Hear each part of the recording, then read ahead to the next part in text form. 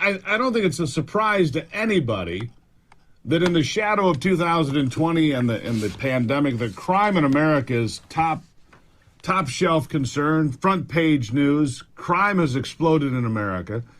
And now, if you look, the Democrats say, well, murder rates are down, and you hear that a lot, yet violent crime is up, carjackings are up, home invasions are up. I mean, the dismemberment of the police and law and order in America has had a very high price, including getting a lot of people killed, Josh. Or am I wrong? No, you're absolutely right. And to the extent that you are seeing declines now in homicides in some cities across the country, it is because some of those cities have sort of seen the error of their way, have invested additional resources in law enforcement and begun to tackle this problem more seriously. Where you're continuing to see homicides increase and things like carjackings and motor vehicle thefts spiral out of control are places like Washington, D.C. that continue to play politics with public safety.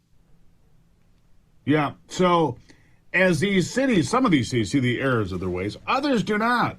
I mean, Chicago elected a mayor that's worse than the last, who is not a public safety person at all. And the shooting gallery that is south side of Chicago is just as bad today, if not worse than it has ever been, ever in the history of this country. It is remarkable how unsafe parts of Chicago are today.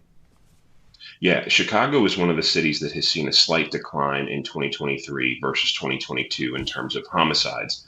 But if you look at the public safety plan that the new mayor has rolled out, it is a laughably bad plan. It is sort of a murderer's row, to use a pun here, of bad policy ideas, of everything from eliminating gang databases to eliminating their shot spotter system. And so you can expect a city like Chicago that is obviously in certain parts of it plagued by endemic levels of violence to potentially see those downward trends from the first half of this year reverse themselves, not because people have become more violent, not because of anything that the average citizen has done, but because politicians have chosen to double down on bad ideas.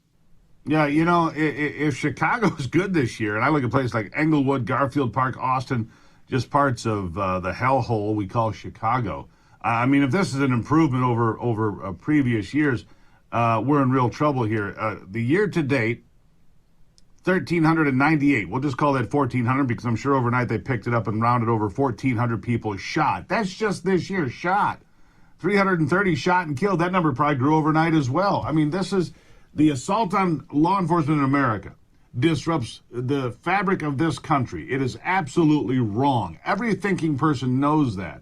And every thinking person knows we need better public safety, more police officers, more law enforcement, and more enforcement of law enforcement. This idea of just letting the idiots run wild in the streets and set fire to whatever and turn it into a shooting gallery, we've had it. Josh, we have had it out here. And I think most of the country has as well. I think that's absolutely right. And the secret sauce here is not that complicated. In most cities in the country, including cities like Chicago, it's a remarkably small percentage of the population that is responsible for most of your violence. You're typically talking about a 0.5% of a city's population that is involved in criminal street gangs, and that they're responsible for between 50 and 70% of shootings in any given city. And so it's these people, it's this small number of very violent repeat offenders that will sort of hold a city hostage, hold the law-abiding members of high poverty, high crime communities hostage. And it's those members of communities who desperately want more police. They want police done in a way that they feel confident in and that is done constitutionally, of course, but they want more law enforcement. They want more enforcement of the laws, and they want the people that are driving this violence removed from the community.